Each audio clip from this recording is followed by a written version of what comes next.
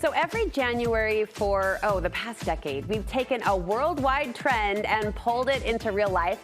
The Pantone Color Institute sets the stage by forecasting the color of the year, which for 2023 is already making a splash. Viva Magenta is the new hue you're going to start to see a lot more of lately. It's a new animated red color associated with power, strength, and passion. And it's described as a brave and fearless color that promotes joy and optimism. But the violet undertones of Viva Magenta also give it a softer feel, leaning towards compassion and kindness. So many words to describe one color. And as with many reds, you'll want to be mindful about how you incorporate Viva Magenta into your home, your apparel, and your beauty bag. So all this week, with the help of our Studio 5 contributors, we're exploring the possibilities of this vibrant red in real life, starting with your makeup bag. Studio 5 style and beauty contributor Megan Moore joins me. Happy New Year. Great to see you. Likewise. Viva Magenta. I'm here for it. I'm here for it. I was thrilled. I bet you were. Yeah, because, in years past, there's been colors that don't really play well in the beauty world, right? Blues and greens are hard to wear makeup. But this one really translates. This one's really cool too because I like to think of it as a chameleon color, right? It can look more red and it can look more pink depending on what you pair it with. So you've got some options there. It's equally great with cool tones and warm tones. So that's really fun because skin tones are a big thing with makeup. So it's gonna look great on any skin tone. Especially with a bold color like this. I mean, it matters if it starts to tip purple, for example, and your skin tone can affect that. For sure. And one thing I did listen to, they did like a live webinar and announced the color, and I listened to it. I wanted to learn what was behind it. The one thing they said that I absolutely loved, they said Viva Magenta is assertive but not aggressive. And I really like that because it's here and it's bold, but it's not aggressive like your fire engine red. So it makes it easier to wear on a makeup scale. We're looking at your lip pick for Viva Magenta. Tell us why you like this product. I've got two favorites here in the Viva color scheme. So if you like a glossy pick, this one is the Vinyl Inks by Maybelline. They're amazing. So they've got a high shine finish on them, really beautiful, just awesome. It's gonna wear really well, but it's not gonna be matte. This one is a matte option if you like it. This is by NYX and it's one of their lip lingeries, and that's a matte tone of the same color. So both options are really beautiful.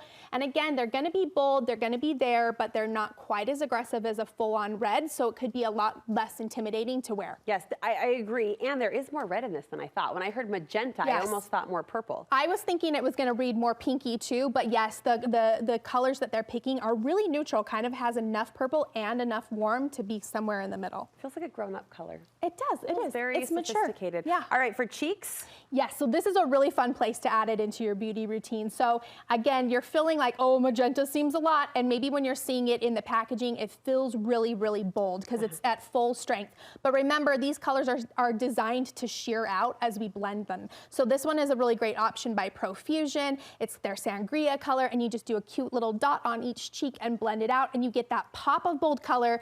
But remember, it's gonna sheer out once it's on the skin, so it won't feel quite so much. That looked really pretty on your face and on your skin. All right, eyes, can we go? This is a tricky one because if your eyes are already a little bit bloodshot, sleep deprived, whatever it tends to be on a Monday through Friday, I feel like sometimes the pinks or the reds on the eyes can play up on that. For sure. You have to use it really strategically, right? And I would say the best thing to do for this when you want to incorporate a pink or a red is to marry it with something neutral. I like to start with brown to do that. So I'm using my bronzer color, and I'm showing two different ways to do it here. So I did my bronzer first, and then I'm tapping on the magenta on the lower lid and kind of just blending it again with the bronzer. That brown kind of grounds it, so it's not quite so intense, and it just feels a little bit, I don't know, more anchored to the eye.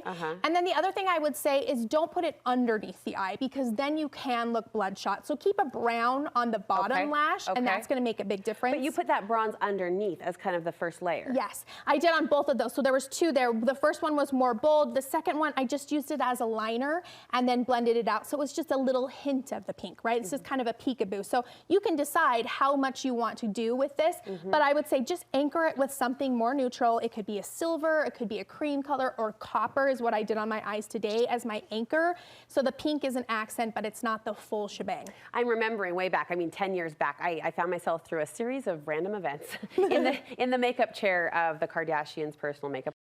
I know. Now they went crazy, but they did an eyeliner. They did an eyeliner wash on my lid, like black eyeliner, all on the lid, and then they put a magenta over it. So you're bringing me back. I'm remembering that layering technique of more of a neutral, black's a harsh neutral, but more of a neutral underneath, and then just that subtle pink. It was really pretty to play with. Yes, absolutely. And doing a dark color and then layering on top is going to make, again, feel more anchored, right? It doesn't feel like clown makeup that you just slapped on. It feels intentional and like you purposely added that pink just to give it a little bit of something. Okay, all right. And nails, maybe the most approachable application. For sure. This is a great way. There's going to be a million kind of options out there on the market. This one is a fun one. And again, you're wanting to look for something that's not quite pink and not quite red. It's somewhere in between. So this is a Sally Hansen option.